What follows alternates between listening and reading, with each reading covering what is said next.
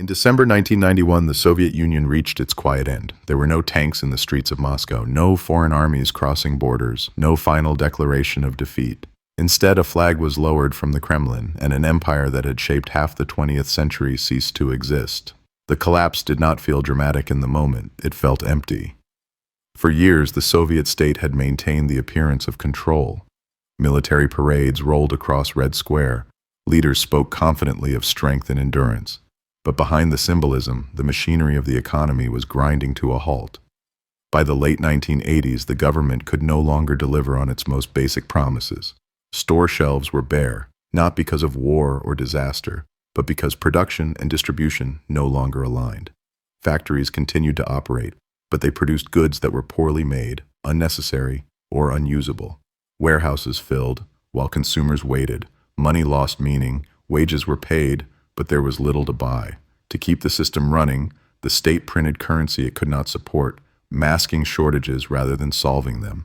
Inflation followed, quietly eroding savings and trust. This was not a sudden failure, it was the final stage of a long decline. Inside the leadership, certainty disappeared. Ideological confidence gave way to improvisation. Officials argued over responsibility while lacking the tools to fix the crisis.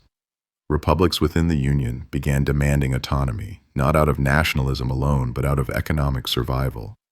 Workers stopped believing that the system would recover. The military, vast and powerful, observed a state that could still command force but could no longer sustain daily life. The Soviet Union did not collapse under external attack. It collapsed when its economy could no longer support its political structure. Once the economic engine failed, everything built on top of it, authority, unity, ideology, followed. If you want to understand how the world's most ambitious economic system unraveled from within, stay with this story. For much of the 20th century, the Soviet Union projected an image of absolute strength. It had survived civil war, defeated Nazi Germany at immense cost, and emerged as one of only two global superpowers. Its flag flew over Eastern Europe. Its influence reached into Asia, Africa, and Latin America. To the outside world, it looked permanent. The symbols of power were everywhere. The USSR possessed the world's largest standing army. Its nuclear arsenal matched that of the United States. Its scientists sent the first satellite, and then the first human, into space. These achievements were not illusions. They were real, and they mattered. The Soviet state commanded vast territory rich in oil, gas, coal, iron, and farmland. Entire cities were built around heavy industry. Steel mills, mines, power stations, and weapons factories stretched across the Eurasian landmass. The economy was organized to serve the state, and the state was organized to project power. For ordinary citizens, the system promised security. Employment was guaranteed. Housing, though basic, was provided. Prices for food and essentials were fixed and predictable. In a world marked by unemployment and inflation elsewhere, this stability felt reassuring. To many inside the USSR and to sympathizers abroad, it appeared that the Soviet model had solved capitalism's chaos. Central planning made this possible, at least for a time. The state could mobilize resources on a massive scale. During war and post-war reconstruction, it directed labor and materials with speed unmatched by market economies. When the priority was tanks, railways, or power plants, the system delivered. But this strength was narrow. The economy measured success by volume, not value. Factories were rewarded for meeting quotas, not for efficiency or usefulness. Producing more mattered more than producing better. Waste was hidden, shortages normalized, and innovation discouraged. The system thrived when growth came from expansion, new factories, new workers, new territory. But once expansion slowed, there was no internal mechanism to improve performance. The Soviet Union looked indestructible because it was powerful at scale. What it lacked was flexibility, and that weakness, invisible during its rise, would become decisive during its decline. At the core of the Soviet economy was a belief that complexity could be mastered through control. Central planning placed every major economic decision in the hands of the state. Ministries determined what factories would produce, how much they would produce, and where the output would be distributed. In theory, this system eliminated waste, competition, and inequality. In practice, it removed the economy's ability to listen to itself. Prices were fixed by decree, not by reality. They did not signal shortages or surpluses. When demand rose, nothing adjusted. When supply collapsed, the system remained silent. The information that prices normally convey in a market economy simply did not exist. Managers were judged by quotas, not outcomes. Meeting production targets mattered more than usefulness or quality. A factory that produced unusable goods on time was considered successful. A factory that admitted failure risked punishment. As a result, problems were hidden, numbers were manipulated, and inefficiency became routine. Information flowed upward slowly and selectively. Local officials filtered reports to protect themselves. Regional administrators avoided delivering bad news. By the time shortages reached central planners, they were already severe and often impossible to fix. Changing course was dangerous. Innovation meant risk. Risk meant missed targets. Missed targets meant consequences. The safest strategy was obedience, not improvement. Over time, this culture hardened into paralysis. The effects spread across the economy. Agriculture struggled despite enormous land resources, forcing reliance on grain imports. Consumer goods remained scarce and outdated, deepening public frustration. Energy and raw materials were extracted aggressively, but used inefficiently, wasting vast potential. To compensate, the state demanded more effort rather than better systems. Workers were pushed harder, resources were consumed faster, but productivity failed to improve. By the 1970s, growth had slowed to a crawl. The economy was no longer developing, it was maintaining appearances. Survival depended on concealment. Statistics were adjusted. Shortages were normalized. The language of success continued, even as the system lost its capacity to respond to reality. The planning machine had achieved control, but at the cost of adaptability, and in a changing world, rigidity proved fatal. By the late 1960s, Soviet leaders recognized that internal growth alone could no longer sustain the system. Productivity was slowing, agriculture was unreliable, and consumer dissatisfaction was rising. To compensate, the USSR began looking beyond its borders, not for reform, but for relief. Engagement with the West offered what central planning could not. Advanced machinery, industrial technology, grain, and consumer goods could be purchased with hard currency. At the same time, rising global demand for energy created a powerful opportunity. The Soviet Union possessed vast oil and gas reserves, and exports surged. For a time, this strategy appeared to work. Oil revenues brought in dollars. Imports filled shelves that domestic industry could not. Western equipment upgraded select sectors, especially energy and heavy industry. Shortages eased and pressure on the leadership temporarily declined. This was not recovery, it was postponement. The economy became increasingly dependent on commodity exports to finance stability.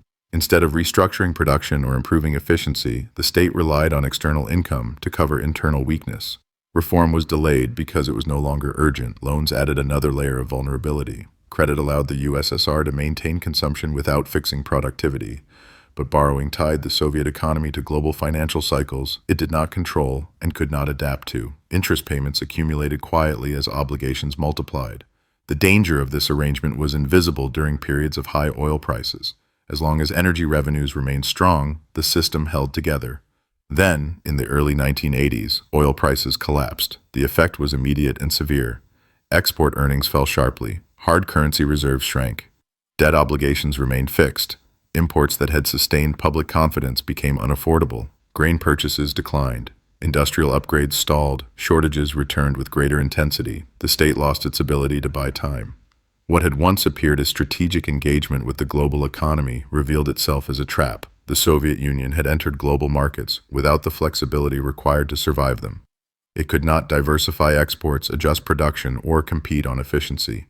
Oil money had masked structural failure. When it vanished, the weakness beneath was fully exposed. The illusion of rescue ended, and the countdown to collapse accelerated. By the mid-1980s, Soviet leaders could no longer deny that the economy was failing. Growth had stalled. Shortages were routine. Productivity lagged far behind the industrial world. The old methods, greater pressure, stricter control, more planning, no longer produced results. Reform was no longer optional, it was necessary. The leadership introduced changes intended to revive the system without abandoning it. Enterprises were granted limited independence to make production decisions.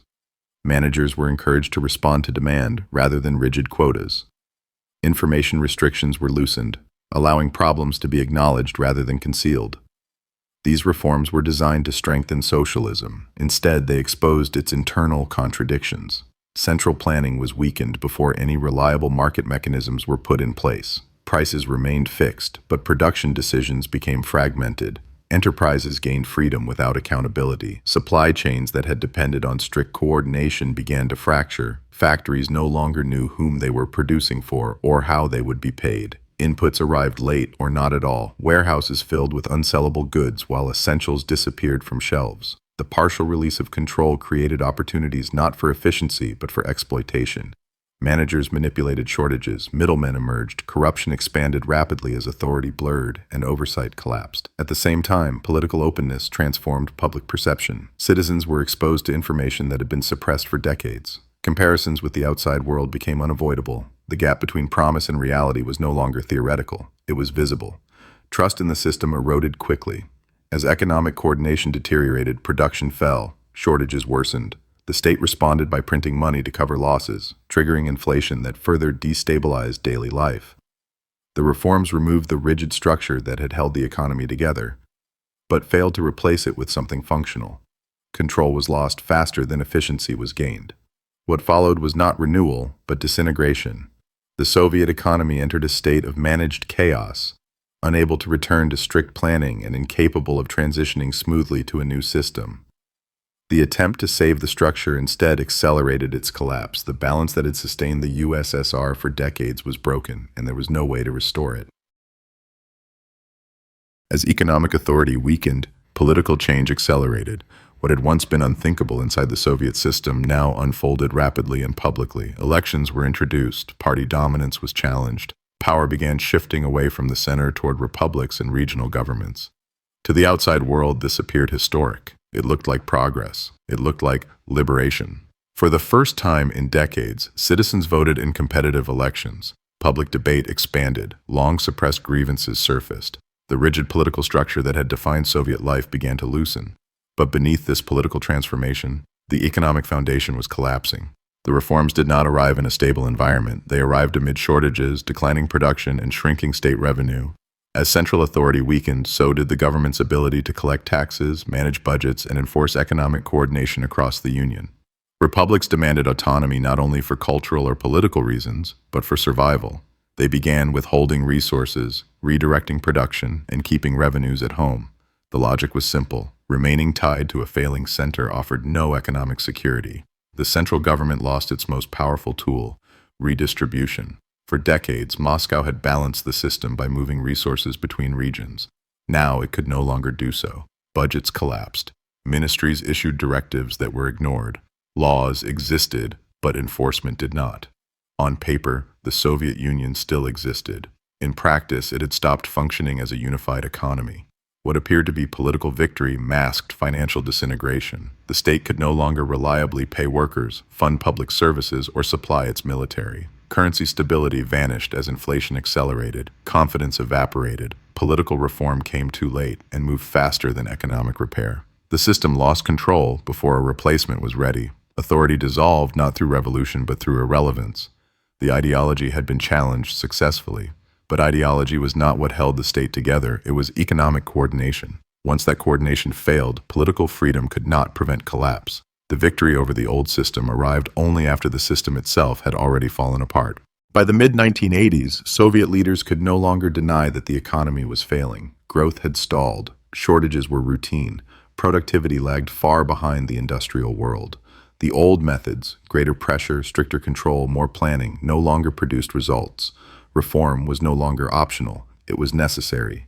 The leadership introduced changes intended to revive the system without abandoning it. Enterprises were granted limited independence to make production decisions. Managers were encouraged to respond to demand rather than rigid quotas. Information restrictions were loosened, allowing problems to be acknowledged rather than concealed.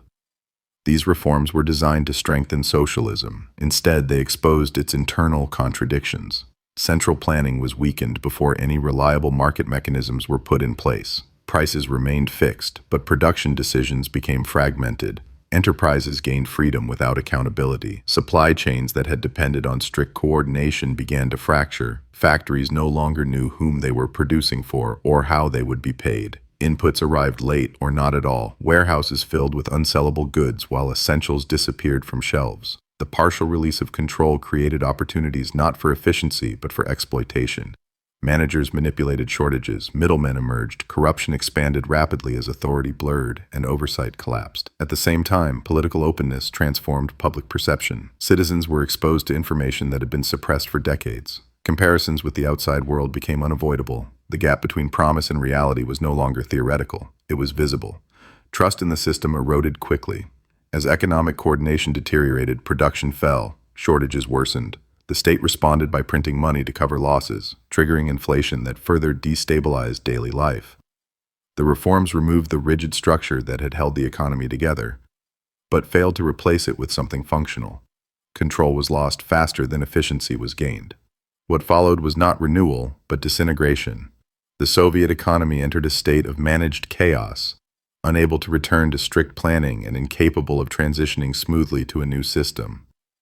The attempt to save the structure instead accelerated its collapse. The balance that had sustained the USSR for decades was broken, and there was no way to restore it. The end of the Soviet Union reshaped global history. The United States emerged as the dominant power. Global markets expanded eastward. Former Soviet assets were privatized at unprecedented speed. A small group benefited enormously from the transition. Many did not. The planned economy vanished, but the promised prosperity did not arrive overnight. Inequality surged, institutions weakened, lives were disrupted. The Soviet Union did not collapse because socialism was defeated in war. It collapsed because its economic system could no longer sustain a modern society. Control without flexibility, planning without feedback, growth without innovation. The lesson was not ideological, it was structural. When an economy cannot adapt, it eventually breaks the state that depends on it. If you want more cinematic documentaries that explain how power truly rises and falls through economics, subscribe to the channel.